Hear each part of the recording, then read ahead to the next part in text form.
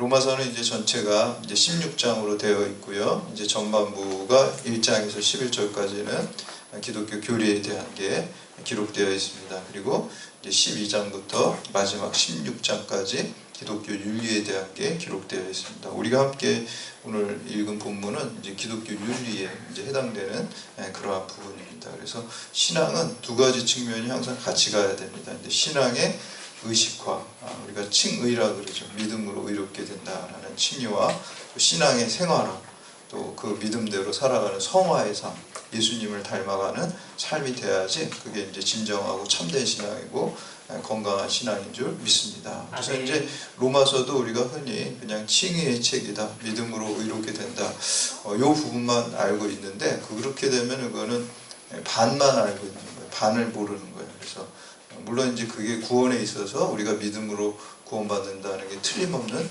사실이고 진리이지만 거기서 끝나면 안 돼요. 우리가 또 성숙한 신앙인이 되기 위해서는 반드시 또 예수님을 닮아가는 신앙의 생활화, 그리고 또 우리가 그 기독교 윤리적인 삶을 살아야 될 줄로 믿습니다. 그래서 이제 바울이 이 어떤 칭의를 강조하는 이 로마서에서 이제 후반부에는 기독교인의 윤리와 또 어떤 신앙의 생활화를 계속해서 이제 언급하는 것을 볼 수가 있습니다. 특별히 오늘 이제 함께 읽은 15장 14절부터는 이 로마서의 부록이라고 할 수가 있어요. 나중에 이렇게 붙은 거다라고 이제 성서학자들이 보통 얘기하는데, 여기 역시도 이제 바울의 어떤 선교관과 전도관과 또 개인의 어떤 목회 일정과 또 마지막 이제 그 교인들을 향해서 인사하는 그 모습을 이렇게 기록하고 있는데, 여기도 이제 기독교 윤리에 대한 게 이렇게 나오고 있어요. 특별히 우리가 오늘 함께 같이 봉독한 부분에 보면은 바울의 자아의식이 나오고 있습니다. 자기의식. 예수의 일꾼이다. 나는 예수의 일꾼이다.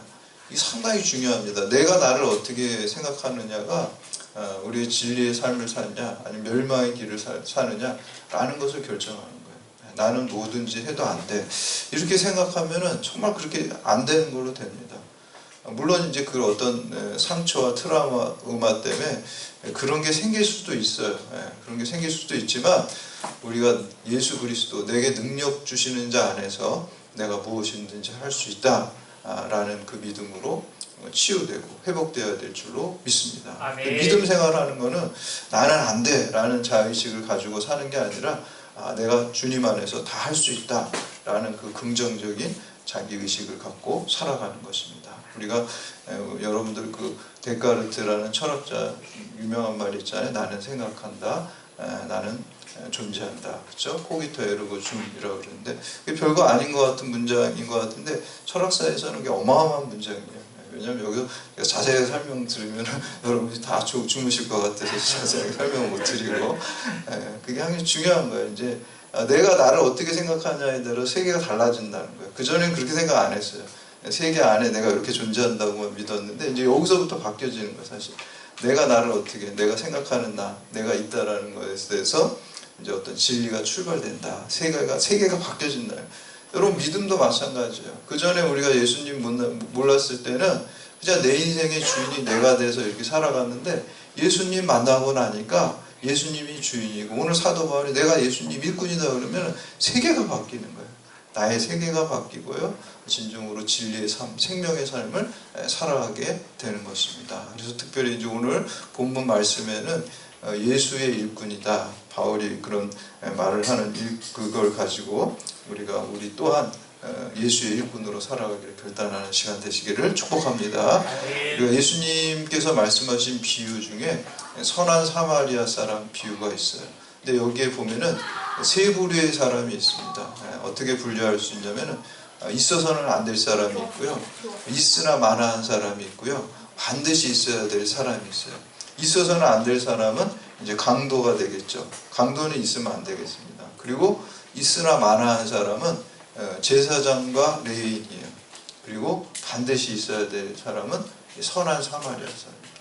여러분 우리는 반드시 있어야 될 사람이 되어야 됩니다. 선한 사마리아 같이 강도 만나고 어려움 당한 사람을 예수님의 사람으로 도와주고, 또 강도 만난 사람의 이웃이 되는 그러한 사람이 되어야 됩니다. 그래서 그런 신앙이 되는 게 사실 예수의 일꾼으로 살아가는 거예요. 20세기 가장 유명한 신학자 중에 스위스의 칼 바르트라는 신학자가 있어요. 스위스 바젤에서 이제 공부한 그런 사람이 신학자인데, 이 사람은 기독교는 종교가 아니다 이렇게 얘기를 해요. 좀 언뜻 들으면 이상하잖아요. 기독교는 종교 중에 하나 아닌가? 근데 기독교는 종교가 아니라는 거예요. 왜냐하면 다른 종교들, 원시 종교든 아니면 힌두교, 불교든 다 사람이 만든 거라는 거예요. 사람이.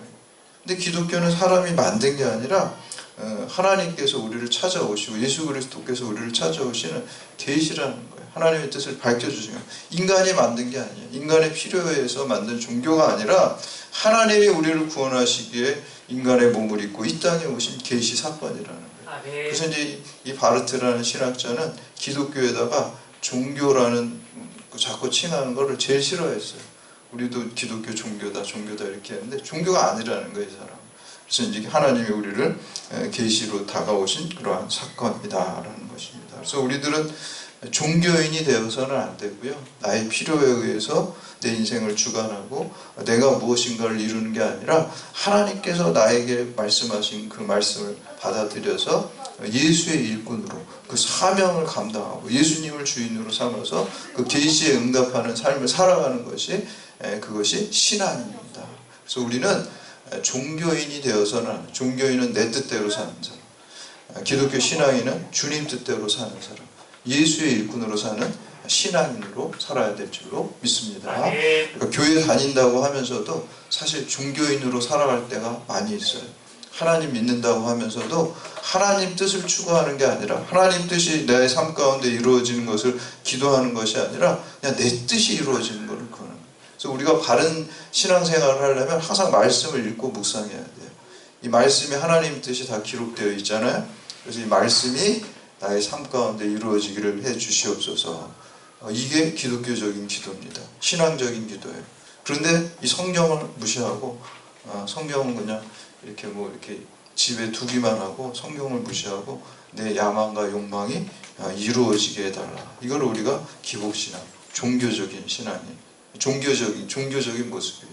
종교적인 기도예요. 그러니까 신앙적인 기도를 해야 됩니다. 하나님의 말씀이 나의 삶 가운데, 나의 생각 가운데, 이 세상 가운데 이루어지게 해달라는 게 그게 신앙적인 기도예요. 기독교 신앙의 기도예요. 근데 많은 사람들이 종교적인 기도를 하는 경우가 많이 있습니다. 그래서 우리가 신앙인으로 살아가는 데 있어서 특히 오늘 본문은 예수의 일꾼으로 살아가는 게 신앙인의 삶이다 라고 바울이 말씀하고 있습니다. 그래서 오늘 첫 번째, 예수의 일꾼은 하나님께서 나에게 은혜를 주신 이유를 깨닫고 그것을 의식하며 살아가는 것입니다. 하나님께서 여러분에게 어떤 은혜를 주셨습니까? 하나님의 자녀된 은혜를 주셨습니다. 천국 백성으로 여러분들을 삼아주셨습니다. 성령께서 여러분의 마음에 감동을 하셨기 때문에 예수가 구주로 믿어지고 또 이렇게 예배의 자리로 나올 수 있는 것입니다. 여러분들이 이 자리에 있는 것 자체가 하나님의 은혜를 받은 거예요. 아멘. 하나님의 은혜가 없이는 여러분들이 이 자리에 나올 수가 없습니다. 근데 하나님께서 여러분들에게 이러한 은혜를 주신 데는 분명히 목적이 있습니다. 그래서 우리 14절에서 15절 말씀 함께 봉독합니다. 시작. 내 형제들아, 너희가 스스로 선함이 가득하고 모든 지식이 차서 능히 서로 권하는 자임을 나도 확신하노라. 그러나 내가 너희로 다시 생각나게 하려고 하나님께서 내게 주신 은혜로 말미암아 더욱 담대히 대략 너희에게 썼노니. 우선 생각나게 하는, 복음의 의미를 생각나게 하기 위해, 그거를 전하기 위해서 여러분들이 예수 믿게 된 것도 하나님의 말씀을 들으면서 믿음이 나은 거잖아요. 그렇죠? 믿음이 생겨나고 거듭남의 역사가 하나님의 말씀으로 이루어진 거예요. 근데 우리가 살아가면서 자꾸 말씀을 놓치고 살고 망각하고 살 때가 많이 있습니다. 그리고 하나님께서 나를 부르신 이유는 첫 번째로 내가 그걸 자꾸 떠올려야 돼요. 그런데 말씀의 자리로 나아가야 됩니다. 기도의 자리로 나아가야 됩니다. 예배의 자리로 나아가야 됩니다. 찬양의 자리로 나아가야 됩니다. 그럴 때 하나님의 진리의 말씀이 다시 나한테 생각이 나고 떠오르고 말씀을 추구하며 살아갈 수가 있습니다. 뿐만 아니라 그 말씀을 다른 사람들에게도, 모르는 사람들에게도 떠오르게 하고 생각나게 하는 거예요. 사실 그건 성령님이 하시는 거예요. 요한복음 14장 26절에 보면은 보혜사 곧 아버지께서 내 이름으로 보내실 성령 그가 너희에게 모든 것을 가르치고 내가 너희에게 말한 모든 것을 생각나게 하리라. 하나님의 말씀, 진리의 말씀, 생명의 말씀, 사랑의 말씀이 생각나게 하시는 게 이제 성령의 역사입니다. 그래서 여러분들은 하나님께서 여러분을 은혜로 부르신 목적은 이게 생각나게 하는 거예요. 하나님의 말씀이 생각나게, 진리의 말씀이 생각나게 떠오르게 이렇게 다른 사람을 도와줄 수 있는 사명이 있는 거예요. 바울은 바로 예수의 일꾼으로 바로 이 하나님의 복음의 말씀이 생각나게 하도록 사람들을 권면하고 말씀을 전하는 거예요. 목회하는 것도 마찬가지예요. 저도 이제 목회자지만 여러분 이렇게 말씀을 전하는 거, 성경 말씀 초신자 아닌 이상 성경 다 내용을 아시잖아요. 그러나 여러분들이 읽고 놓치고 사는 것을 다시 이렇게 생각나게 하는 거죠. 말씀을 듣는 가운데 우리가 성령의 기름 부으심이 있고 그래서 다시 떠오르게 하고 생각나게 하고 깨닫게 하고 결단하게 하게 되는 것입니다. 그래서 하나님께서 생각나게 말씀을 생각나게 하시도록 우리를 부르신 것입니다. 그래서 여러분들이 성경 읽고 묵상하고 또 예배드리고 하는 게요, 그게 그냥 맨날 똑같은 것 같죠. 근데 그 루틴에 힘이 있습니다. 루틴과 거룩한 반복, 거룩한 습관을 위해서 하나님이 역사하게 될 줄로 믿습니다. 아멘. 세상도 그렇잖아요. 세상에 뭐 어떤 사람도 다 그 루틴이 있어요. 성공하는 사람들도 그걸 다 잘 지켜서 발전하는 거예요. 뻔한 것 같지만, 틀에 박힌 것 같지만, 우리 믿음의 사람들도 거룩한 습관, 그거를 여러분들이 기도하고 말씀 보고 이렇게 바쁘신 중에도 제가 이거 자꾸 예를 들어서 미안한데 아시죠? 일주일에 10번 예배 드려서 기쁘다고 하시는 분 계시잖아요. 우리 교회. 그런 거룩한 습관이에요. 그게. 그렇게 하면서 그걸 기쁘게 또 드리면 하나님 기쁘게 받으시고 그 가운데 하나님이 역사하실 줄 믿습니다. 그래서 우리가 꼭 말씀 읽고 기도하고 예배의 자리로 자꾸 자기를 쳐서 나가지 않으면요, 인간은 이렇게 나태하게 되어 있습니다. 의식적으로 그걸 노력하고 쳐서 나갈 때 하나님의 역사합니다. 그래서 그러한 삶을 통해 바울이 내게 주신 은혜를 깨달았는데, 첫 번째 그 하나님께서 은혜 주신 이유는 오늘 말씀해 보니까 이방인들을 복음으로 이끄는 일꾼으로 삼기 위해 주님께서 은혜를 주셨다라고 말씀해. 16절 말씀 우리 다시 한번 봉독합니다. 시작. 이 은혜는 곧 나로 이방인을 위하여 그리스도 예수의 일꾼이 되어 하나님의 복음의 제사장이 직분을 하게 하사 이방인을 제물로 드리는 것이 성령 안에서 거룩하게 되고 받으실 만하게 하려 하십니다. 바울이 이방인을 위해 그리스도를 예수의 일꾼이 되었답니다. 믿지 않는 자들을 우리가 그리스도에게 인도하는, 우리가 전도하기 위해서 은혜를 주셨어요. 하나님께서 여러분들을 하나님의 백성으로 삼으신 이유는 그냥 나만 하나님의 백성 됐고 나만 잘 먹고 잘 살고 나만 천국 가게 하라고 여러분 부르신 게 아니라는 거예요. 이 복음을 모르는 사람들 있죠. 오늘 본문에는 이방인이라고 했는데 믿지 않는 자들을 주님께 인도하게 하기 위해서 여러분 부르신 거예요.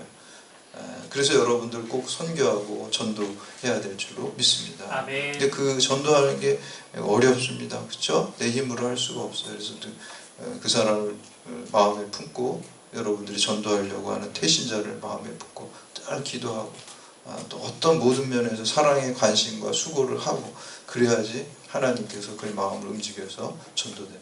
그래서 여러분들을 전도하기 위해서 부르신 거예요. 두 번째 이유는 하나님의 복음의 제사장 직분을 하기 위해서 부르셨습니다. 16절 중간에 보면 하나님의 복음의 제사장 직분을 하게 하사라고 이렇게 말씀하고, 그러니까 여러분들을 제사장으로 부르신 거예요. 구약시대에는 제사장이 혈통으로 있었잖아요. 레위 족속이나 또 아론의 후손들이 혈통에 의해서 제사장이 됐습니다. 그리고 이제 카톨릭 교회에서도 사제들을 제사장으로 이렇게 했어요. 특별한 게지만. 그런데 루터가 종교개혁을 일으키면서 뭐라 그래요? 만인 제사장서. 모든 사람들이 다 제사장이에요. 하나님 앞에 직접 나아갈 수 있습니다. 이 제사장이라는 게 그 라틴어로 보면 폰타펙스라고 해요. 폰타펙스. 이게 영어로 번역한 게 브릿지 빌더. 우리나라는 다리를 놓는 사람. 다리를 놓는 거예요. 세상과 천국 사이에 여러분들이 다리를 놓는 거예요. 예수 그리스도와 믿지 않는 사람들의 여러분들이 다리가 되는 거예요. 마치 이렇게 중매하는 것처럼. 예수님을 모르잖아요. 안 믿는 사람들은. 여러분들이 예수님 복음을, 십자가 벌의 복음을 전해서 예수님께로 인도하는 다리가 돼야 될 줄로 믿습니다. 제사장이 되는 거예요. 특별히 가까운 사람들을 먼저 전도해야 됩니다. 여러분 가정에 믿지 않는 가족이 있다면 그 가족을 위해서 여러분들이 제사장이 돼야 될 줄로 믿습니다. 좀 우리 교회학교 어린이들이 중에는 이제 부모님 때문에 따라 나온 아이들도 있고, 우리 두 그룹이잖아요. 우리 교회학교에는. 그렇죠? 부모님들이 이렇게 아이들을 데리고 온 경우도 있고, 또 이제 아이들이 또 이렇게 전도돼 가지고 아이들만 나오는 경우도 있어요. 부모님이, 많은 부모님들이 교회 다니시지 않고 예수 믿지 않으신 분이에요. 그래서 저도 늘 기도하는 게 우리 교회학교 어린이들이 그 가족을 다 전도할 수 있도록, 그렇죠? 그 어린이 때문에. 우리 김재만 집사님 가정은 그런 경우잖아요. 그 초등학교 동안이가 처음에 혼자 교회 나가가지고 부모님들, 할아버지, 할머니 다 전도해가지고 그 가정이 다 복음화됐어요. 그렇죠? 그런 것처럼 우리 교회학교 어린이들도 그게 가정의 제사장이 되는 거예요. 그렇게 되기를 저도 늘 기도하고, 또 여러분들도 꼭 그렇게 이제 기도해 주시기를 바랍니다. 그래서 그러기 위해서 이제 불렀다는 거예요.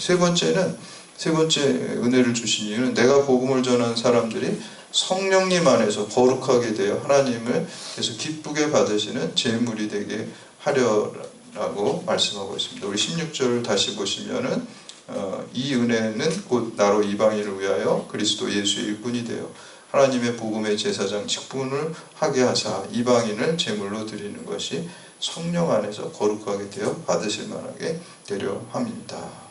우리가 하나님께 제물이 된다는 것보다 큰 은혜가 없습니다.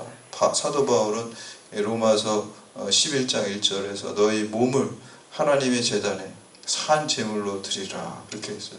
이것이 하나님께서 기쁘시게 받으실 영적 예배니라 말하고 있습니다.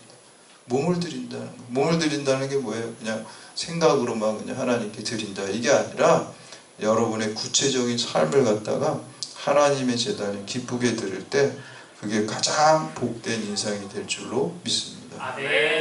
하나님께 내가 제물이 된다는 거, 리빙 세크리파이스라고 그러죠. 산 제물이 되는 거예요. 여러분의 인생이 다 하나님을 위해서, 하나님의 영광을 위해서 살 때, 그럼 나는 없잖아요.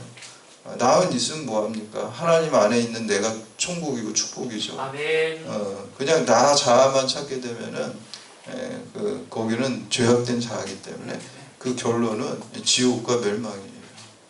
세상은 자아를 찾으라 그러잖아요. 우리는 자아를 찾으면 그 결론은 지옥입니다. 내가 아무리 잘 나가도, 돈 많아도, 권력이 있어도 죄악된 나는 죄악입니다. 멸망이고 지옥입니다. 그러나 우리가 예수 안에 있는, 내 안에 있는 자아는 죽어야 되고 예수 안에서 예수 생명으로 다시 태어나야 될 줄로 믿습니다. 주님이 주인 되시면, 주님께 내가 제물된 인생을 살면 영생과 천국과 생명이 우리에게 있게 될 줄로 믿습니다. 그래서 그 믿지 않는 자들도 또한 흠없는 제물이 되어서 하나님 영광 받으시고 천국 백성이 되도록 하기 위해서 우리를 부르신 것입니다. 이렇게 세 가지로 우리 지금 여기 사도 바울은 말씀하고 있지만 사실은 결국 한 가지입니다. 먼저 은혜 받은 우리가 예수 모르는 자들에게 복음을 전파하고 주님께 인도하는 일을 하라는 것입니다. 두 번째는 예수의 일꾼은 성령의 능력으로 일합니다. 우리가 내 힘으로 하는 게 아니라, 믿음 생활하는 것도 내 힘으로 사는 게 아니라 결국 주의 힘으로 사는 것이 믿음 생활하는 것입니다. 예수의 일꾼으로 사명을 감당하는 것도 내 능력으로 힘으로 하는 게 아니에요. 우리가 이렇게 살다 보면 이렇게 사람 교제하면은 그런 거 있어요. 세상적인 것은 잘 통하는데 좀 신앙적인 게 잘 안 통하는 사람이 있어요. 신앙이 또 아예 없는 사람이 있어요. 그렇죠? 교회 안 다니지만 그렇게 뭔가 저하고 호흡이 척척 잘 맞는 사람이 있잖아요. 그렇죠?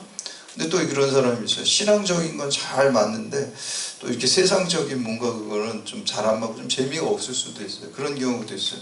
근데 제가 그 후배 중에 하나가 이렇게 그 신앙적인 코드도 너무 잘 맞고, 그리고 이제 뭐 이렇게 일반 세상적인 뭐 이렇게 지식과 뭐 이런 것도 대화하는 것도 또 잘 통하고 그래. 너무 두 가지가 잘 통하니까 너무 좋잖아요. 그래서 그런 후배가 있는데 지금은 이제 담임 목회하고 있지만 예전에 이제 부목사 할 때 저한테 그러더라고요. 아, 자기는 성격이 내성적이고 그러는데 맨날 교회 갈 때마다 부목사 이제 담임 목사님 이렇게 부서를 맡겨주시잖아요. 그렇죠? 그러니까 군대 가면 병과가 있잖아요. 병과. 준호 병과를 해서 열심히 기도했는데 결과가 어떻게 되는지 병과가 있잖아요. 맡기잖아요. 목사도 그렇잖아요. 부목사님도 부서를 맡겨준단 말이에요. 근데 자기는 별로 숙기도 없고 좀 내성적인데 항상 전도 담당 목사 맡아서 너무 힘들다는 거예요. 전도 담당. 좀 이렇게 적극적이고 막 이런 목사님 나를 맡겨가지고 자기가 근데 이제 맡았으니까 어떻게 해야 되잖아요. 그래서 이제 막 노방전도 하고 뭐 축호전도 하고 뭐 온갖 전도를 다 했다는 거예요. 그래서 자기가 그런 생각을 했대요. 그 친구가 미국에 유학도 갔다 오고 신학교 이렇게 파트타임 강사도 나가고 그러는데 야, 요즘 시대에도 이런 거 해야 되나? 이런 생각을 했대요. 노방전도 하면서. 신촌에서 막 노방전도 하고 그랬는데 야, 이런 거 해야 되나? 아직도. 근데 이제 내가 뭐 담당자니까 또 교우들 데리고 같이 이제 나갈 수밖에 없으니까 그걸 하면서 그런 회의를 말을 못하고 속으로 그런 마음을 먹었다는 걸 자기가 간증을 하는 거예요. 저한테. 그런 마음이 들었다는 거예요. 야, 내가 이걸 해야 되나? 이런 요즘 시대에 이걸 해야 되냐? 야, 내가 그래도 이렇게 박사학위도 받고 이렇게 신학교 강의도 나가는데 이런 걸 해야 되나? 이런 생각을 교만한 생각이죠. 나중에 자기가 회개했다는 얘기인데 그렇게 이제 전도를 했다는 거예요. 노방에서 이렇게 전도지 주고 전도를 했다는 거예요. 그런데 그 교회에 새신자가 왔어요. 새신자가 와가지고 이제 새신자 교육을 받고 또 이제 세례도 받고 그랬어요. 근데 그 새신자 새로운 사람이 자기가 얘기를 하더라고요. 다 이제 세례 받고 목사님 사실은 제가 목사님이 길거리에서 전도지 주고 전도하는 거 그거 받고 교회 나왔다는 거. 그래서 이 교회에 나왔다는 거. 근데 사실 그때 제가 하는 일도 다 안 되고 사람 관계도 다 깨지고 사는 길이 막막해서 자살하려고 약국을 돌아다니면서 수면제를 다 이만큼 모아가지고 자기 주머니에다 넣고 있었다는 거예요. 그거 먹고 죽으려고. 근데 그날 목사님 노방에서 예수 믿으라고 영원한 생명이 있다고 그거를 전도를 했다는 거예요. 그래서 자기 난 뭐 어차피 죽을 건데 그냥 죽기 전에 뭐 저 속는 셈 치우고 교회 한번 나가보자 이렇게 생각하고 교회를 나갔다는 거예요.